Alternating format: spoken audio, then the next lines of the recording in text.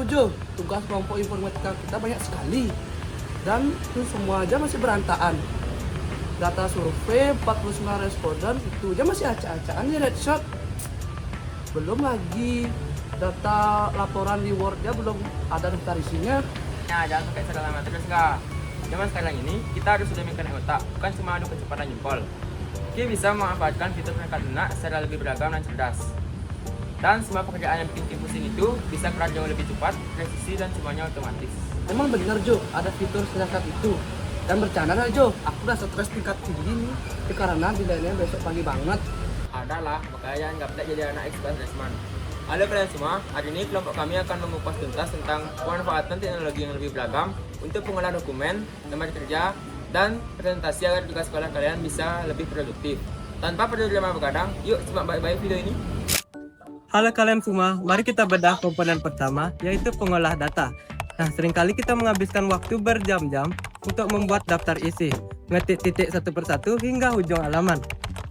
Namun, pemanfaatan teknologi yang cerdas adalah dengan mengoptimalkan fitur style shading untuk memastikan seluruh susunan teks yang telah kita buat terbaca oleh sistem.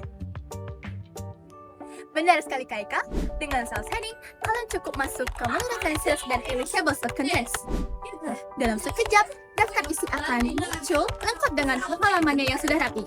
Kalau kalian melakukan revisi atau ada perubahan halaman di kemudian harinya, kalian cukup klik update tables dan semuanya akan beres dalam sekejap tanpa perlu mendesain ulang formatnya dari awal lagi. Selain itu, kalau kalian ingin memformat satu halaman berbeda dalam satu file tunggal, misalnya mengubah posisi dari awalnya tegak menjadi miring atau landscape, kalian bisa menggunakan fitur bernama section break next page dalam halaman layout yang berfungsi untuk memutus keterkaitan antara satu halaman dengan halaman lainnya, membebaskan kalian untuk mengatur margin, mengubah posisi nomor pada halaman, serta orientasi kertas tanpa merusak susunan file utama secara keseluruhan. Satu lagi fitur tingkat lanjut yang perlu kalian kuasai adalah mail merge. Bayangkan, jika kalian perlu membuat ratusan sertifikat lomba atau surat undangan dengan nama yang berbeda-beda, kalian cukup membuat satu dokumen di Master Word, hubungkan database ke Excel, dan dalam sekali klik, ratusan dokumen tersebut berisikan nama-nama yang berbeda secara akurat. Inilah efisiensi yang sesungguhnya bagi seorang pelajar. Selanjutnya kita akan membahas mengenai lembar kerja atau spreadsheet. Spreadsheet ini berfungsi bukan hanya untuk membuat tabel nilai biasa atau sekedar mewarnai sel saja, tetapi di dalam kelas 10 kita sudah harus bisa menggunakan fungsi logika komparatif yang lebih beragam seperti rumus if dan VLOOKUP. Fitur ini bisa membantu kita untuk menarik dan mengintegrasikan data spesifik dalam hitungan detik saja. Nah, yang dibilang Kesha tuh bener banget, tapi ada salah satu fitur yang paling penting dalam pengolahan data, yaitu data validation. Data validation ini membantu ketika kalian menginput data ke sel, datanya tidak berantakan. Contoh, pada kolom umur, kalian hanya bisa memasukkan angka-angka tertentu saja. Nah, fitur ini sangat penting untuk memastikan data kita tetap valid dan bersih.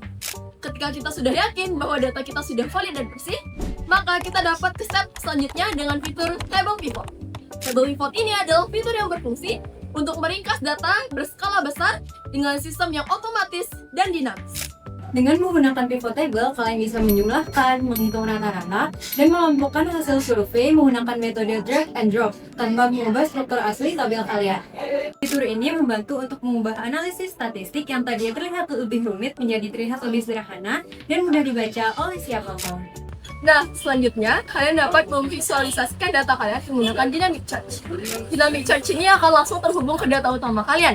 Jadi, jika angka di sel berubah, maka bentuk dari dynamic chart juga akan berubah mengikuti data utama kalian secara real time. Pengetahuan ini merupakan bekal kita di masa depan sebagai studi tingkat lanjut kita dan sebagai karir profesional kita di masa depan yang sangat berarti bagi generasi emas 2045. Komponen terakhir yang tidak kalah penting adalah presentasi. Stop bikin slide yang isinya cuma tempelan paragraf panjang yang ngebosenin kayak koran digital. Pemanfaatan perangkat presentasi yang beragam mengharuskan kalian membuat visual yang interaktif. Gunakanlah fitur Slide Master agar desain dan tata letak pada semua halaman presentasi kalian tetap konsisten secara otomatis tanpa perlu mengedit satu persatu.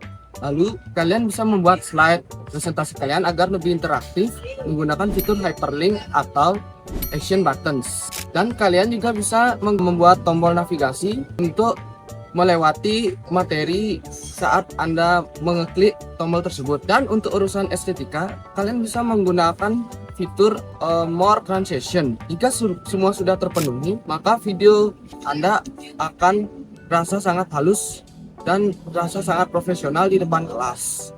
Satu lagi yang krusial, manfaatkanlah fitur real-time collaboration. Kita tidak perlu lagi kirim-kirim file lewat aplikasi chat yang sering bikin memori HP full dan bingung yang mana versi terbarunya. Dengan satu link akses cloud saja, kita berdelapan bisa mengedit satu file yang sama secara bersamaan dari rumah masing-masing. Kolaborasi daring secara simultan ini adalah kunci sukses kerja kelompok modern saat ini. Wah, gila, ternyata ada caranya. Tugas usaha ini bisa dikerjakan secara efisien. Tak perlu lagi aku begadang buat cuma benerin format laporannya.